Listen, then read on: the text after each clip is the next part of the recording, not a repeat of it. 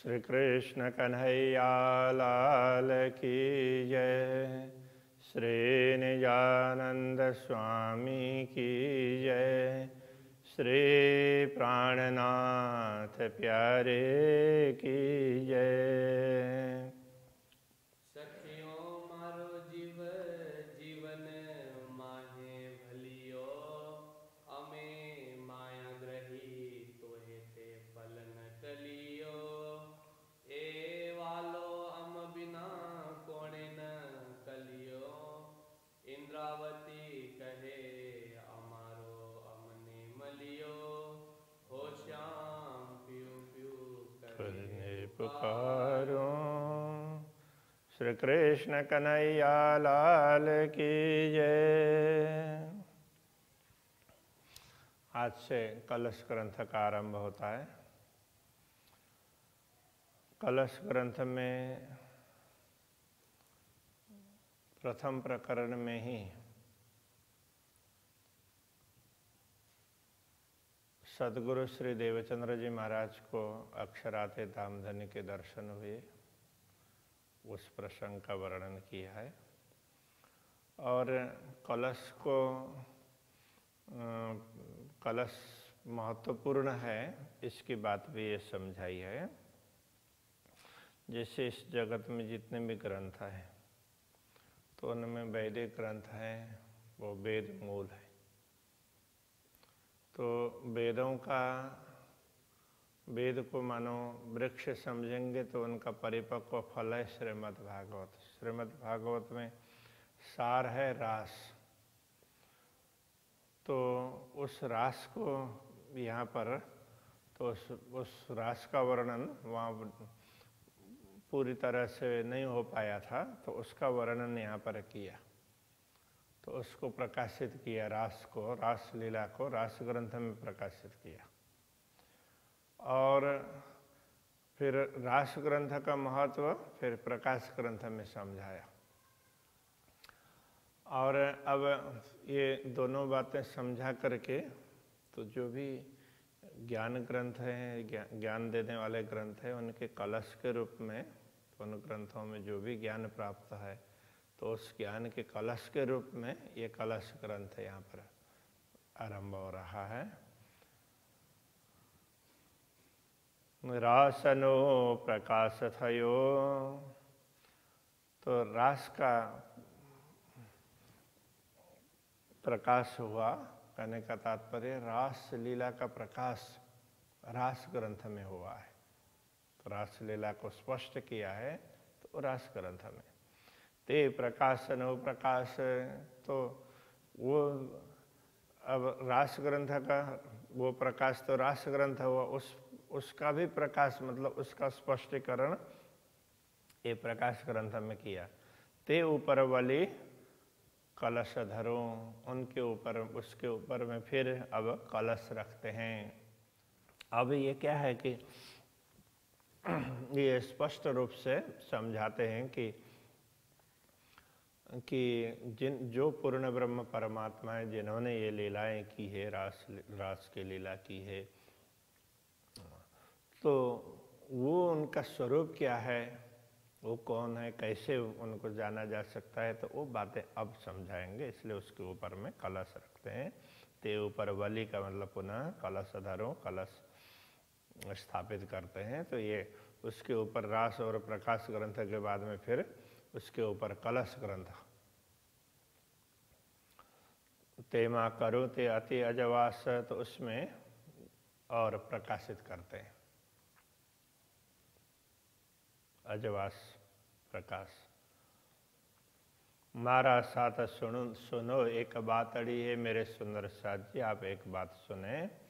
कहो सतनो में सार, मैंने सत का सार आपको कह दिया है। ए सार नो सार दिखाड़ी, उसके सार का भी सार दिखा करके। जगमों ते मारा आधार, तो मेरे आधार स्वरूप सुंदर साथ उन सबको जागृत करना है।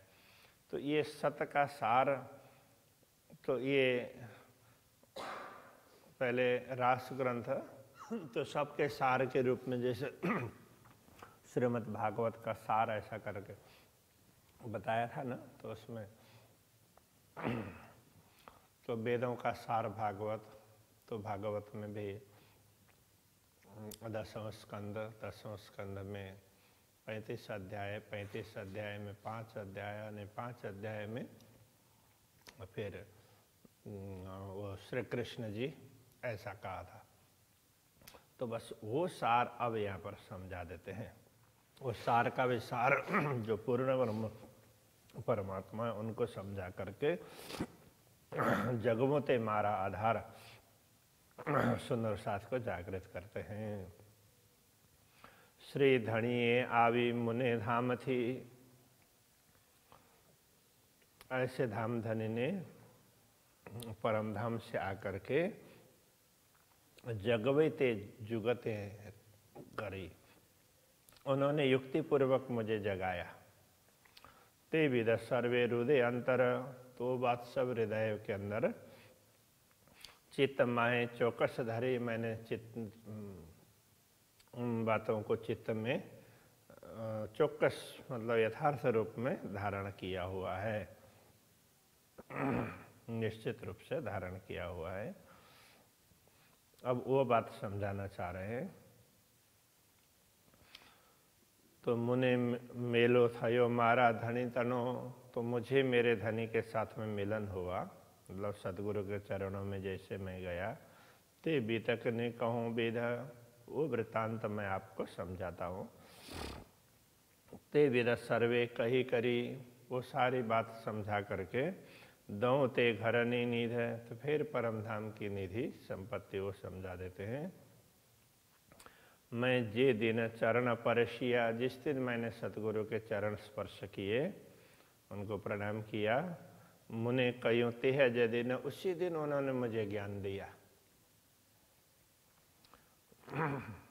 तो वो जो सार बात है उसी दिन कहा, मतलब उस दिन मंत्र प्रदान किया। तो मंत्र तो सार ही है, जिसके अंदर ही तो जो बीज है उसी का विस्तार तो सब कुछ है, तो वो सार। तो वो मुझे उसी दिन कहा, दया ते कीधी अति घनी, दया ते कीधी अति घनी, मुझ पर बहुत बड़ी दया की है सतगुरु ने। परम मुने जोर थयो सुपन्न, किंतु मुझे ये स्वप्न ये जोर करता रहा, मतलब समझा तो दिया किंतु हमने ध्यान से समझा नहीं उस बात को। तो उस दिन उन्होंने मंत्र प्रदान किया, तो फिर वो मंत्र क्या है, कैसे वो प्राप्त हुआ है, वो सारी बातें समझा दी थी। तो उन्होंने क्या बोला, मोहे समागम पीयूषों, सतगुरु ने ये बोला था जब मुझे अक्षराते धामधनी मिले वाले पूछियो विचार, उस समय उन्होंने मुझे ये पूछा था, आपो पूत में ओळखी, क्या तुमने स्वयं को पहचाना है? प्रकट कहो प्रकार, यदि पहचाना है तो वो स्पष्ट रूप से कह दो, कैसे पहचाना, तुम कौन हो। आगे उसी बात का विस्तार आएगा।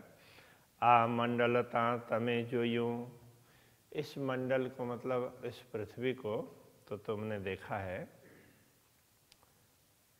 कहो बीतकनी ये बात, तो ये कैसी, ये मंडल का मतलब ये ब्रह्मांड कह सकते हैं। तो ये जिसको तुम देख रहे हो, ये सारा संसार, तो ये कैसे उत्पन्न हुआ है, क्या इसके विषय में ख्याल है?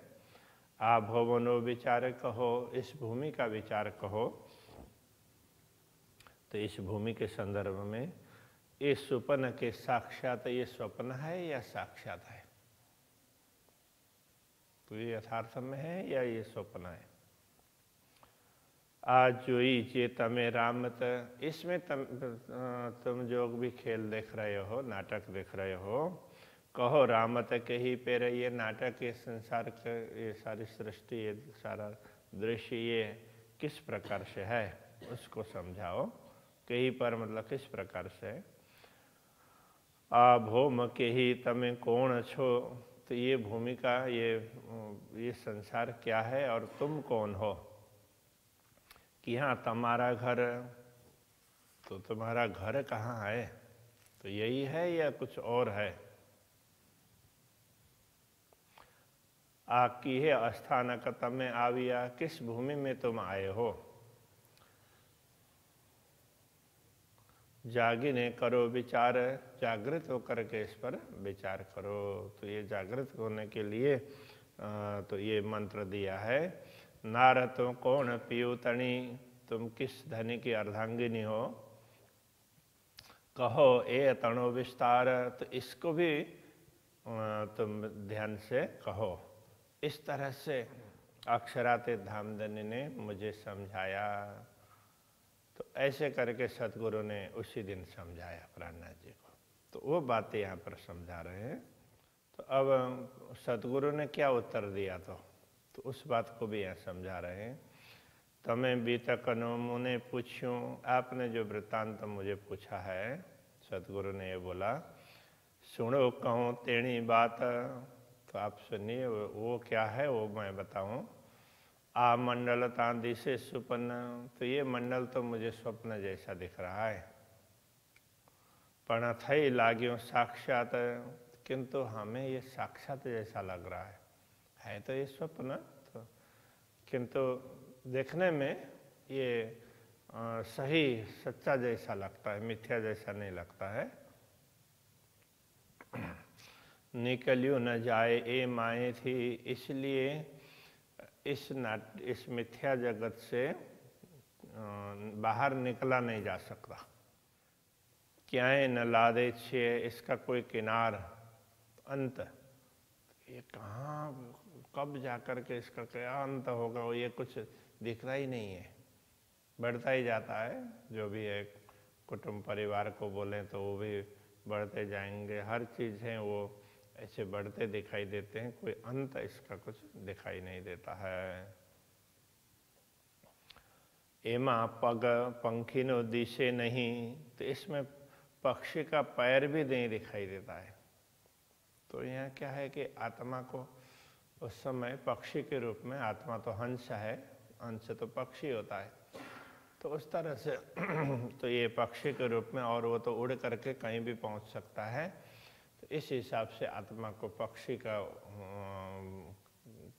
उदाहरण दे करके समझाया करते थे। तो आज इस वृक्ष में है तो कल दूसरे वृक्ष में चला जाएगा।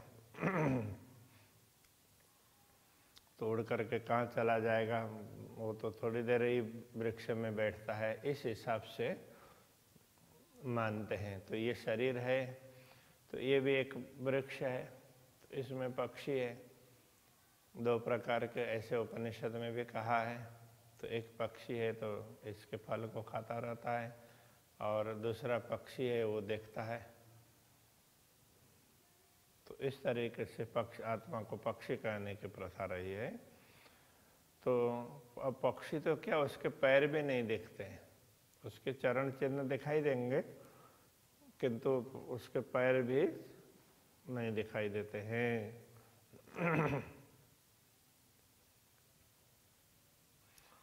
कहूँ सनंद सर्वे तेह, तो ये सब बात मैं आपको इसका विस्तार पूर्वक समझाता हूँ। आ भो मने नव ओढ़खूँ, तो मुझे लगा कि मैं इस भूमि को, मतलब इस सृष्टि को मैं ढंग से नहीं पहचानता हूँ। नव ओलखूँ मारू आप, तो मुझे स्वयं की भी पहचान नहीं है जिस प्रकार से होनी चाहिए। घर तणी मुने शुद्ध नहीं, तो मुझे अपने घर का भी, मेरा घर कौन है ये भी मालूम नहीं है। सांभरे नहीं मारो नाथ, तो मुझे अपने धनी मतलब परमात्मा, उनका भी स्मरण नहीं है। सांभरना मतलब स्मरण करना, उनको याद करना, वो भी मुझे स्मरण में नहीं है कि ये पूर्ण ब्रह्म परमात्मा कौन है। तो मुझे कुछ पता नहीं चला। तो इस बीच में अब दूसरे स्थानों में ऐसा कहा गया है कि आप में जिनको ढूंढ रहा था वो आप हैं, तो बाकी मुझे कुछ भी मालूम नहीं है। तो इस हिसाब से तो मुझे तो अपने धनी के विषय में मालूम नहीं, कुछ भी मालूम नहीं है। आ मंडल दिशे से पादरो, तो ये सृष्टि, ये संसार, ये तो देखने में तो सीधा सीधा दिखता है। एता मूल बिना विस्तार, तो ये तो मूल के बिना ही इसका विस्तार है। रामत कोई कोहेड़ो, तो ये खेल का कोई ऐसा ही कोहेड़ा है। कोहेड़ा का मतलब ये खेल की एक पहेली ही है, तो जिसको कुछ पता ही नहीं चलता, ये खेल ही ऐसी पहेली की तरह से उलझन जैसी है। ना आवे ते के में पार, तो उसको किसी तरह से भी पार पाया नहीं जा सकता। आ मंडलम मोटो रामत घणी, तो ये मंडल तो बहुत बड़ा है और रामत भी, खेल भी यहाँ के बहुत बड़े बड़े बड़े खेल हैं। जो उबो के अचंब, तो ये कैसे खड़ा है, मतलब कैसे टिका हुआ है। तो उभा का मतलब उभो मतलब कैसे टिका हुआ है, तो ये भी आश्चर्य है।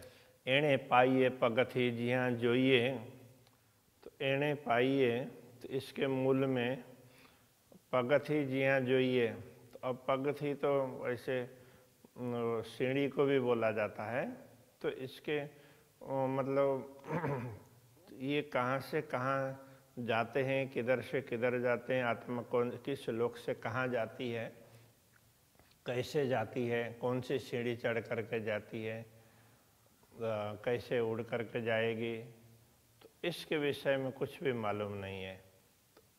एणे पाइए पगथी जिया जोइए, तो इसका मार्ग जहाँ भी देखते हैं तिया दिशे ते पांचे थंबा, तो इसमें लगता है कि ये 5 थंब यहाँ हैं। तो 5 थंब कहने का तात्पर्य 5 तत्व। तो जैसे कोई भी भवन है तो वो टिकता है, तो नीचे से कोई थंब वगैरह होंगे तो ही टिकता है। तो ये एक इस तरह से माना, तो इसमें लगता है कि ये 5 थंब हैं 5 तत्वों के, उनसे ये टिका हुआ है, ऐसा लगता है। पांचे ते जोइए जारे जुजवा, इन पांचों को जब अलग अलग रूप से देखते हैं, न लादे कहनो पार, तो उनमें किसी का भी पार नहीं पाया जा सकता है पांचों में भी। भेलाते करीबली जोइए, तो उन सबको इकट्ठा करके देखते हैं तो रची उबो संसार, तो पता चलता है कि उनके मिश्रण से ही संसार बना है। तो ये पूरा इसमें क्या है कि 5 तत्व हैं वो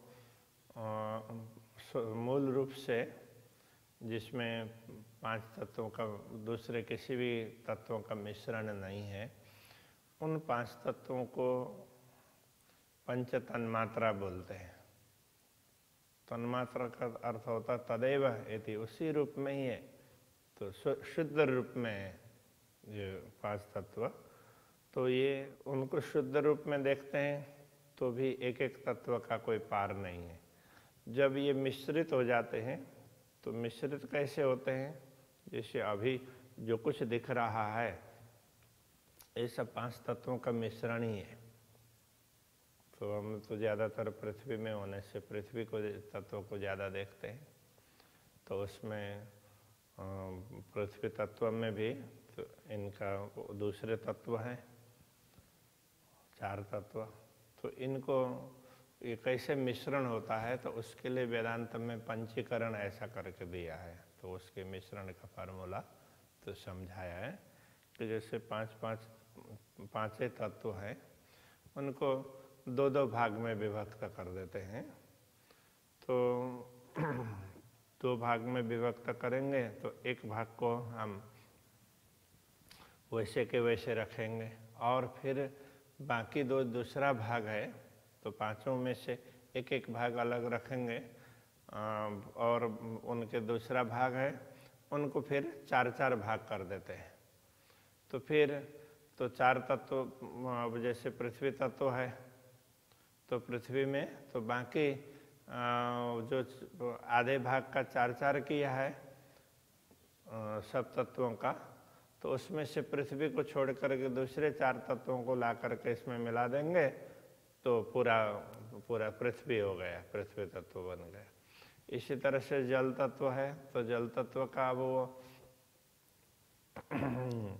उसका जो आधा भाग तो वो है ही, और बाकी उसको छोड़ करके बाकी 4 तत्वों के एक एक निकाल करके उसमें डालेंगे तो 4 भाग ये हो गए। तो उधर आधे का 4 किया था, आधा 4 तत्वों से मिल गया और आधा अपना है ही, ऐसे दोनों मिला करके एक हो गए। तो इस प्रकार से ये पंचीकरण का ये सिद्धांत है। तो ये एक फार्मूला समझाया है कि ऐसे ये सृष्टि 5 तत्व मिश्रित होते हैं तो ये सृष्टि बनती है, ऐसे समझाया है। तो इसमें जैसे पृथ्वी तत्व है तो पृथ्वी में 50% भाग पृथ्वी का है और 12.5% बाकी 4 तत्वों का। तो सारे तत्वों में यही है। तो इस तरह का मिश्रण बन जाता है तो उससे जो कुछ भी स्थूल शरीर बनता है, ब्रह्मांड भी स्थूल ही है, तो ये रचना दिखती है। तो ये 5 तत्व है, वैसे देखा जाए तो सूक्ष्म है, तो ये दिखेंगे नहीं, तो इनका विस्तार कोई पारावार नहीं है। तो ये मिश्रित हो जाते हैं तब जा कर के तो ये दिखते हैं। तो मिश्रित होने पर तो ये स्थूल रूप में आते हैं, वैसे देखा जाए तो सूक्ष्म है। इसलिए सूक्ष्म तो दिखते नहीं, उनका कोई पारावार नहीं है, अनुभवी होता है। ऐसे ये समझाया।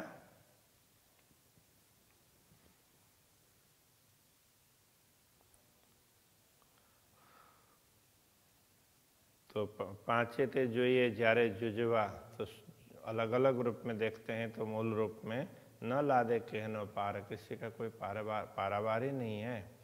बेला ते करी वाली जो ये जब 5 तत्वों का मिश्रण को देखते हैं ते रची उभो संसार, तो उस मिश्रण से संसार बना हुआ है, सृष्टि बनी है। माए थम्ब कई थिर नहीं, तो इसमें ये 5 तत्वों को देखें, यही इनका ही स्तंभ है। तो इनसे 5 तत्वों से ही ये ब्रह्मांड बना है। तो ये स्तंभ भी तो स्थिर नहीं है। फरे थे 5 फेर, तो 5 और मतलब अपने अपने तरीके से वो घूम रहे हैं। फिर वणहार लाधे नहीं, इनको घुमाने वाला तो ये कोई मिलता नहीं है। जिसने इसकी सृष्टि की है तो वो नहीं मिलता है। माहे ते अति अंधेरा, तो भीतर ये इसलिए इस दुनिया में अंधकार ही अंधकार छाया हुआ है। 5 ते फरे फिर जुजवा, तो ये 5 तत्व अलग अलग रूप में देखेंगे तो वो भी चलायमान है। थाए नहीं पग थोभा, तो ऐसे उसमें ये 5 तत्व मिले हैं, मिश्रित रूप में मिले आए और दुनिया दिखी, ये सृष्टि दिखती है। यदि मिश्रण से पहले देखते हैं तो 5 तत्व सूक्ष्म रूप में तो है ही, शुद्ध रूप में, किंतु वो कैसे टिके हैं कुछ भी पता नहीं चलता है। तो वो भी अनिश्चित ही है। तो 5 तत्व भी वो हमेशा होते हों ऐसा नहीं है, वो अखंड नहीं है, वो भी नश्वर है। तो इन सब को घुमाने वाला मतलब ये सृष्टि करने वाला, इनको मिलाने वाला और इससे मिश्रित होकर के फिर ये सृष्टि बनती है, तो ऐसा कुछ दिखता नहीं है। तो एनो फेरणो फेरवणहार लादे नहीं, उसको घुमाने वाला फिराने वाला कोई मिलता नहीं है, मतलब परमात्मा मिलते नहीं है, ऐसा कहा। 5 ते फिर फरे फिर जुजवा, वो अलग अलग तरीके से मानो शुद्ध रूप में हो तो भी ये भी चलाए मानिए। थाए नहीं पगत होबा, तो उसको पैर टिकाने जितने भी इतना भी वो कैसे कहाँ से कैसे वो टिके हैं तो वो पता भी नहीं चलता है। ए अजाड़ी कोई भातनी, तो ये अजाड़ी है। तो अजाड़ी कहते हैं एक प्रकार की खाई भी क्या है कि ये लोग बना देते हैं। जैसे हाथी को पकड़ने के लिए तो बड़ा सा खड्डा बनाएंगे, ऐसे पहले ऐसा प्रचलन था। तो खड्डा बना करके रख देंगे और उस खड्डे में दूसरे वो मिट्टी की वो हथीनी जैसे वो बना करके उसमें रख देते। तो देखने में तो हाथी कहीं से भी उस रास्ते से आएगा तो देखेगा कि वो हाथी नहीं है, तो उस खड्डे में वो छलांग लगाता है। तो उसमें जैसे ही वहाँ गया तो उसमें से फिर बाहर नहीं निकल सकता, तो उसको अजाड़ी बोलते हैं। तो उसमें फिर बंधन होते हैं, मतलब पासा बना करके रखा हुआ होता है, तो वो उसके पैर में वो बंध जाता है, तो फिर बाहर नहीं निकल सकता। तो उससे फिर हाथी को पकड़ते हैं और फिर उसको सदाते हैं। तो पहले ये एक प्रचलन था।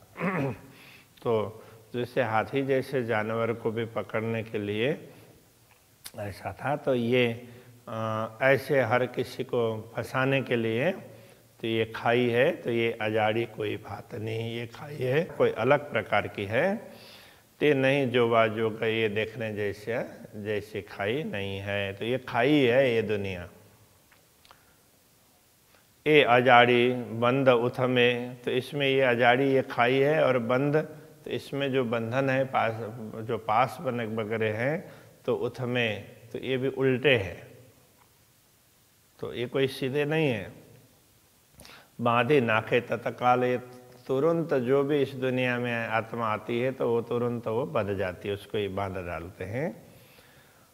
दृष्ट डीठे बंड पड़े, देखते ही दृष्टि पड़ते ही, दृष्ट डीठे दृष्टि से देखते ही बंद पड़े, तो बंधन में पड़ जाते हैं।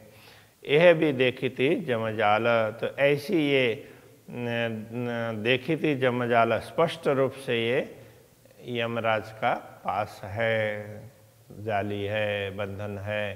तो जैसे जाल डालते हैं तो पक्षी भी उसमें फंस जाते हैं, ऐसे जाल डाल करके ही हाथी को भी फंसाते हैं। तो ऐसे यमराज का ये जाली है, इसमें सारी आत्माएं फंसी हुई है, ये समझाया। तो देखने पर ही दृष्टि पड़ी तो उसी में बंधन में पड़ गए, तो मोह हो जाता है। तो वो कोई भी चीज़ें उधर दृष्टि पड़ी तो वो अच्छी लगने लगेगी, उसी से फिर मोह का बंधन होने लग जाता है। तो इसलिए तो ये देखने जैसा नहीं है, तो ऐसा करके बताया।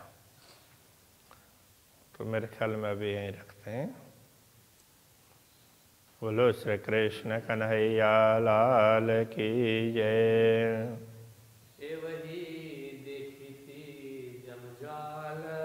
ए हवी देखी थी जमजाल,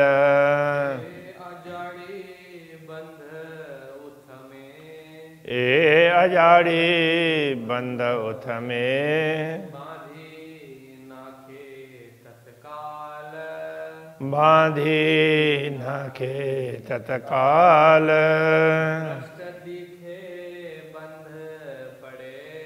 दृष्ट डीठे बंद पड़े,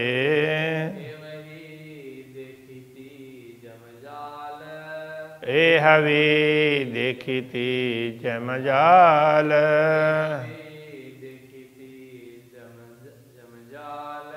ए हवी देखी थी जमजाल लाल की।